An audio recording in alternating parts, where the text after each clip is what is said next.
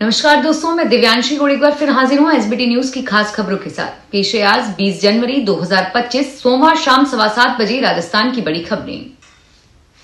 राजस्थान कर्मचारी चयन बोर्ड की भर्ती परीक्षा में पुरुष अभ्यर्थी कुर्ता पजामा पहनकर भी शामिल हो सकेंगे। बोर्ड ने सोमवार को ड्रेस कोड में बड़ा बदलाव करते हुए मेटल की जिप और बटन पर पूरी तरह प्रतिबंध लगा दिया है। बोर्ड ने यह बदलाव मेटल की चेन को लेकर किया है। बोर्ड के अध्यक्ष मेजर जनरल आलोक राज ने बताया कि भर्ती परीक्षाओं के दौरान अभ्यर्थियों की मेटल डिटेक्टर से जांच की जा रही है। इसमें पैंट की जिप और जैकेट की चेन मेटल की होने वजह से काफी समस्या आ रही है। इस पर बोर्ड की बैठक में मंथन के बाद यह फैसला किया गया है कि कोई भी ऐसा कपड़ा जिसमें मेटल की चेन हो वह अलाउड नहीं है। ऐसे में पुरुष अभ्यर्थियों के लिए कुर्ता पजामा ड्रेस कोड होगा ताकि भविष्य में किसी भी तरह की नकल और धांधली को रोका जा सके। राजस्थान के कानून मंत्री जोगाराम पटेल सोमवार को जोधपुर में थे। इस दौरान सर्किट हाउस में उन्होंने मीडिया कर्मियों से बात की। इस दौरान ट्रांसफर को लेकर पूछे गए सवाल को लेकर जानकारी भी दी। उन्होंने कहा कि उनकी सरकार अप्रैल में फिर से ट्रांसफर से बैन हटा सकती है और साथ ही कहा कि सरकारी कर्मचारी भी हमारे अपने भाजपा सरकार के शासन में तबादले पूरी पारदर्शिता के साथ किए गए हैं। यहां तक कि कांग्रेस सरकार हमारी सरकार पर सवाल उठा रही है, लेकिन हमारी सरकार ने बजट घोषणाओं को धरातल पर लाने का काम किया है। बजट को लेकर वित्तीय स्वीकृतियां जारी हो चुकी हैं। राजस्थान के पूर्व डिप्टी सीएम सचिन पायलट ने सरकार पर निशाना साधते हुए कहा कि राजस्थान सरकार स्कूलों को बंद करके जिले खत्म करने के जो फैसले लिए हैं वो सब नकारात्मक निर्णय हैं।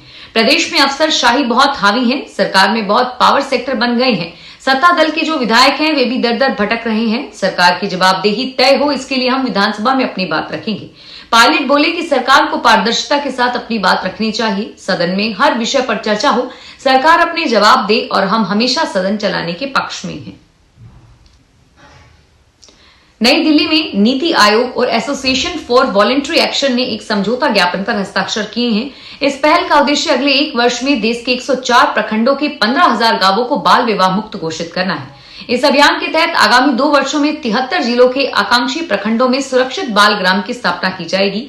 यह विशेष रूप से उन परिवारों के बच्चों के लिए है जो आर्थिक रूप से कमजोर हैं और बाल शोषण या बाल विवाह के जोखिम में है। यह कार्यक्रम प्रधानमंत्री नरेंद्र मोदी द्वारा 2018 में शुरू किए गए का विस्तार रूप है, जिसका लक्ष्य देश के 112 पिछड़े जिलों का विकास करना है।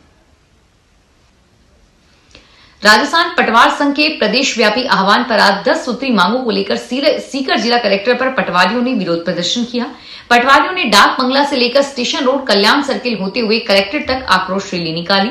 इस दौरान पटवारियों ने कलेक्ट्रेट के बाहर राज्य सरकार के खिलाफ जमकर नारेबाजी की और मुर्दाबाद के नारे लगाए। सीकर पटवार संघ के जिलाध्यक्ष शीशराम चाहर ने बताया कि प्रदेश के पटवारी 10 सूत्री मांगों को लेकर 13 जनवरी से बहिष्कार कर रहे हैं, सरकार के खिलाफ धरने पर बैठे हैं। जिलाध्यक्ष ने बताया कि सरकार पूर्व में किए गए समझौते को अभी तक लागू नहीं कर रही है, जिसके चलते प्रदेश के पटवारियों में आक्रोश है। हरियाणा पंजाब की शंभू बॉर्डर से किसानों ने दिल्ली कूच टाल दी है। इसकी जानकारी किसान मजदूर मोर्चा के संयोजक ने प्रेस कॉन्फ्रेंस में दी। उन्होंने कहा कि केंद्र सरकार 14 फरवरी से पहले चंडीगढ़ के बजाय दिल्ली में मीटिंग करे। इससे पहले सुबह पंधेर ने कहा था कि दिल्ली कूच करेंगे। केंद्र फूट डालने की कोशिश में है। केंद्र ने किसानों को 14 फरवरी को चंडीगढ़ में बातचीत का न्योता दिया है। फसलों पर न्यूनतम समर्थन मूल्य पर गारंटी कानून समेत अन्य मांगों को लेकर संयुक्त किसान मोर्चा ने आज 20 जनवरी को पंजाब, हरियाणा समेत देश भर में लोकसभा और राज्यसभा सांसदों के आवास का घेराव करने का ऐलान किया था। उज्जैन के विश्व प्रसिद्ध महाकालेश्वर मंदिर में सोमवार को सुरक्षा में चूक का बड़ा मामला सामने आया है। यहां सुबह महाकाल मंदिर में गर्भगृह में बगैर इजाजत के एक युवक पहुंच गया। हालांकि वहां मौजूद पुजारियों ने युवक को बाहर किया। बड़ा सवाल यह है कि सुरक्षा कर्मियों की मौजूदगी के बावजूद युवक गर्भगृह तक कैसे पहुंचा। सुरक्षा में चूक का मामला सामने आने पर प्रशासन में हड़कंप मच गया और इसके लिए अब मंदिर समिति भी पुलिस से शिकायत करेगी। कृषक क्रय विक्रय सहकारी समिति के अंतर्गत आने वाले मेड़ता के क्षेत्र के 4 समर्थन मूल्य केंद्रों पर 86 दिन में 1.22 अरब की राशि का काश्तकारों से क्विंटल मूंग खरीदा गया है।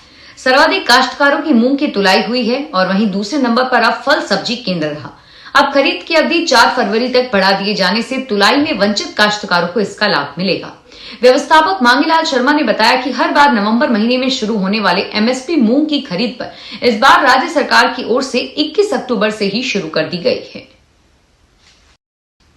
बनारस में मां सरस्वती की देश की सबसे बड़ी प्रतिमा बनाई जा रही है। 42 फीट की इस प्रतिमा को 3 माह से बनारस के मूर्तिकार बना रहे हैं। मां का 16 श्रृंगार पश्चिम बंगाल के नदिया जिले के नवद्वीप धाम की थीम पर सजाया जाएगा। मूर्ति का मुकुट 6 फुट का है। प्रतिमा के साथ 5-5 फीट के 2 राजहंस और वीणा 9 फीट का है। बनारस में दुर्गा पूजा के साथ ही अब नए ट्रेंड में बड़ी प्रतिमाएं बनवाने का प्रचलन बढ़ा है। पिछले साल कुछ पूजा क्लबों ने बड़ी प्रतिमाएं बनवाई थी और इस बार चेतगंज दलहट्टा के आर्यवर्ता क्लब सरस्वती पूजा के लिए देश की दूसरी सबसे बड़ी प्रतिमा बनवा रहा है। टोंक नगर परिषद में स्थानांतरित होकर आए एक अधिकारी ने अभी पदभार ग्रहण भी नहीं किया कि एक महिला कर्मचारी को रात फिजूल बातें की और साथ ही धमकाने की कोशिश की।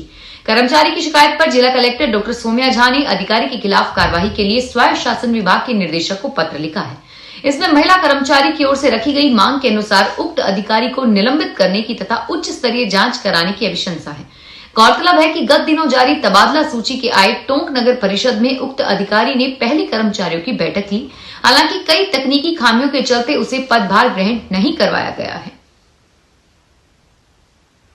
कोटा शहर में महावीर नगर थाना क्षेत्र के सुभाष नगर इलाके में बने मुक्तिधाम से अस्थियां चोरी हुई है।